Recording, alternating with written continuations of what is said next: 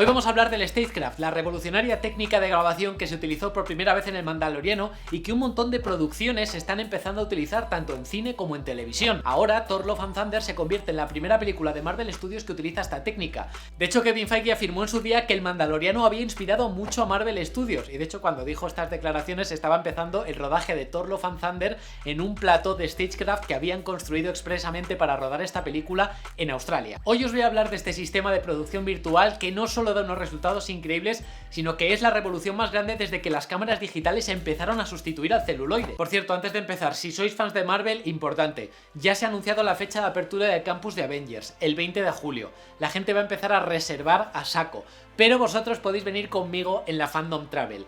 Es un viaje épico que hemos organizado con muchísimo cariño desde la bola, todavía quedan plazas, estaremos del 20 al 23 de septiembre en Disneyland París. Y va a ser un viaje único. Vamos a alojarnos en el Hotel New York de Art of Marvel. Podéis pedir información sin compromiso en el formulario que os dejo aquí abajo en la descripción. Y también tenéis más información en el vídeo de presentación de la Fandom Travel, donde explico más en detalle qué es lo que vamos a hacer día a día. Pero eso sí, daros prisa porque se acaban las plazas. Y ahora sí, vamos a empezar. Grabar con un fondo es una técnica que se utiliza desde la década de 1930 para escenas de coche sobre todo. En su momento fue una revolución por la comodidad que suponía, pero es algo que con el tiempo, pues la verdad es que francamente ha envejecido bastante mal. Después la técnica se refinó utilizando introvisión, que no era solo proyectar por detrás, sino también por delante, pudiendo integrar al personaje muchísimo mejor. ¡Wow! Pero el problema en ambos casos es que la cámara nunca se podía mover. Después hubo más avances y llegó el croma y se resolvió el problema del movimiento de cámara. Pero claro, los cromas tienen un problema. Aunque para algunos como yo ya sabéis que no es ningún problema porque estoy acostumbradísimo. Y es que básicamente para los actores es más difícil entender lo que está ocurriendo, y para el equipo, como por ejemplo el director de fotografía, es un poco más complicado porque vas un poco a ciegas a la hora de iluminar. Blind? Yeah. Y por supuesto, otra técnica que nunca se ha dejado de utilizar y a día de hoy se sigue usando es utilizar un telón con una foto gigante de fondo, que siempre funciona muy bien cuando tienes paisajes muy distantes y no vas a tener mucho paralaje y hasta cierto punto te permite mover la cámara sin que se vea el truco. La tecnología ha ido avanzando mucho y es curioso que Star Wars ha sido la punta de lanza en muchas ocasiones, porque fue en Star Wars donde se utilizó una cámara digital por primera vez en el cine, y fue en otra producción de Star Wars, El Mandaloriano, donde se ha dado el siguiente gran paso y se proyectan fondos en tiempo real que tiene paralaje con la cámara, pudiendo falsear perspectivas y generar la sensación de que estás literalmente en cualquier sitio. Pero para entender cómo hemos llegado a esta tecnología hay que hablar de la industria que se ha desarrollado en paralelo que ha permitido que esto sea posible, que es la industria de los videojuegos. Y es que este tipo de producción virtual con fondos integrados en directo usa un motor de videojuegos. El sistema más conocido es el Stagecraft de Industrial Light and Magic, que utiliza el motor de videojuegos Unreal. Hay otros, pero este es el más conocido. Unreal es un motor de videojuegos que nació en 1998 con el videojuego que llevaba este nombre, que si ya tenéis una edad como yo seguramente lo jugaseis en su día, y este programa ha ido evolucionando hasta su versión actual. Lo que permite ahora este programa es utilizar fondos en pantallas LED que se procesan en tiempo real a una calidad absolutamente increíble. En el programa puedes modificar el decorado, la luz, el color, o sea, puedes ser Dios y puedes controlar absolutamente todo. Taika Waititi ya probó esta tecnología dirigiendo el último capítulo de la primera temporada del Mandaloriano y ahora la ha utilizado para rodar Thor: Love and Thunder, y se va a utilizar muchísimo más en el futuro porque realmente ha habido una conjunción de elementos que ha hecho que este tipo de producciones se dispare. Por un lado, la pandemia, la necesidad de rodar en entornos cerrados y seguros que permiten emular exteriores para evitar desplazamientos y que sea más seguro. Por otro lado, que haya muchas películas y series que requieran muchos efectos visuales. Y eso también viene dado por la demanda de producciones que hay sobre todo en las plataformas de streaming, que están haciendo una inversión enorme para posicionarse en este nuevo mercado emergente. Y por último, la tecnología. La tecnología está en ese punto dulce en el que tú tienes equipo suficiente como para proyectar en una pantalla muy grande un fondo en tiempo real que puedas modificar y que sea lo suficientemente fotorrealista para el ojo humano. Hay un montón de producciones que utilizan este sistema de producción virtual. Midnight Sky, la película de George Clooney, tiene muchos planos que el resultado es francamente bueno. La temporada 3 de Westworld, que además ha sido una de las primeras producciones que ha combinado el Stagecraft con rodar en celuloide, utilizando pantallas expresamente para los reflejos, por ejemplo, que quedan muy bien, porque es una cosa que normalmente si grabas en un croma lo tienes que hacer en postproducción, esos reflejos, pero aquí lo que te permite es que tengas ya ese plano prácticamente acabado y súper fotorrealista desde el mismo rodaje, con lo cual es súper cómodo. Otra serie en la que se ha utilizado, Star Trek Discovery, no utiliza el sistema de Stagecraft de Industrial Light and Magic, utiliza otro que se llama AR Wall, pero bueno, básicamente viene a ser lo mismo, simplemente que es un sistema desarrollado por otro equipo, por otra empresa, pero al final el resultado es el mismo. En The Batman también se ha utilizado mucho, hay muchos exteriores de la película que utilizan Stagecraft. Cuando están en lo alto de edificios con la ciudad de fondo en diferentes momentos de la película, están utilizando esta técnica. También en interiores que tienen ventanas que dan a la ciudad.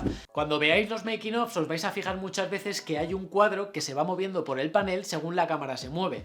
Esa es una parte que tiene muchísima más resolución y muchísima más calidad, mientras que el resto que está fuera de cámara simplemente sirve para dar luz ambiente. La cámara cuenta con un sensor que se sincroniza con los sensores que están instalados a lo largo del plató, que hace que el programa sepa hacia dónde está apuntando la cámara en todo momento. Este tipo de sets normalmente los paneles tienen una forma semicircular que puede ir, realmente puede ir desde una pantalla completamente plana que puedes utilizar en un fondo. Si aquí tuviera una ventana, por ejemplo, con un panel me valdría, puede tener 180 grados, puede tener 270 y puede llegar a tener 360 grados, porque tú lo que haces es que si tienes un volume con un montón de paneles circulares casi cerrado, si tú pones unos paneles movibles puedes cerrarlo de manera completa a 360 grados. Este tipo de producción virtual tiene una serie de ventajas, pero también tiene una serie de inconvenientes que os voy a comentar más adelante, que muchas veces cuando vemos los making of no se comentan tanto, pero te tienes que ir a la letra pequeña para descubrirlos. ¡Quiero la verdad! ¡Tú no puedes encajar la verdad! Una de las principales ventajas es que para los actores es mejor que un croma. Esto es algo que todos los actores que han trabajado en Stagecraft o en este tipo de platós lo han comentado, que para ellos es mucho más inmersivo y para trabajar les ayuda muchísimo más que un fondo verde. Otra ventaja evidente es que hay mucho más control creativo visual. El director rueda con un mayor acabado y no deja para postproducción, digamos, la incógnita de saber cómo queda finalmente. O sea, sigue habiendo un trabajo de postproducción, pero gran parte de la integración ya la tienes hecha. Aquí ya la frase mítica de esto me lo arreglas en pospo, o en inglés fix it in post, aquí desaparece completamente, porque básicamente muchos de los problemas que se tienen en postproducción aquí en el propio rodaje ya los resuelves. Una ventaja muy grande también es que integras en el rodaje al equipo de efectos visuales, al director, al diseñador de producción, al director de fotografía, y no haces que sea algo separado y sean trabajos estancos, sino que permites que haya una mayor coordinación, y eso a la hora de trabajar pues evidentemente es muchísimo mejor porque todos van en la misma dirección. Otra ventaja que tiene, permite grabar multicámara, es decir, tú tienes dos cámaras y tienes un set lo suficientemente grande, las cámaras se pueden trabajar a 2-3 cámaras. Yo no he visto que se haga esto mucho todavía, pero por poderse se puede hacer. Otra ventaja muy grande es la integración, o sea, visualmente la integración es increíble. El propio casco del Mandaloriano es súper brillante, tiene un montón de reflejos, pero ya incluye la luz ambiente que hay en el escenario, algo que de otra manera tendrías que haberlo integrado en postproducción dedicándole mucho tiempo. Bueno, y otra ventaja de la que no se habla mucho, ni siquiera la gente que te vende estos sistemas, es que es muchísimo más ecológico hacer producciones en Stagecraft. No se han hecho muchos estudios, pero más o menos se estipula que hay un ahorro del 66% de energía respecto a una producción normal. Otra ventaja, que te permite pasar a la edición inmediatamente. Ruedas y puedes pasar a editar con un resultado prácticamente acabado. Si hace falta regrabar algo, puedes hacerlo prácticamente al día siguiente sin tener el set desmontado, con lo cual facilita mucho el proceso de trabajo y los reshoots a la hora de afinar pues diferentes escenas que a lo mejor no han quedado bien. Otra ventaja, que además es muy revolucionaria, es que puedes utilizar los propios LEDs como fuentes de luz puntual. Poner un recuadro blanco a máxima potencia hace que también lo puedes utilizar como foco, porque las pantallas no están al máximo brillo todo el rato y un recuadro blanco sí que realmente puede rellenar bastante luz. Y bueno, yo estoy convencido de que tiene muchas más ventajas, pero ahora vamos a hablar de los inconvenientes.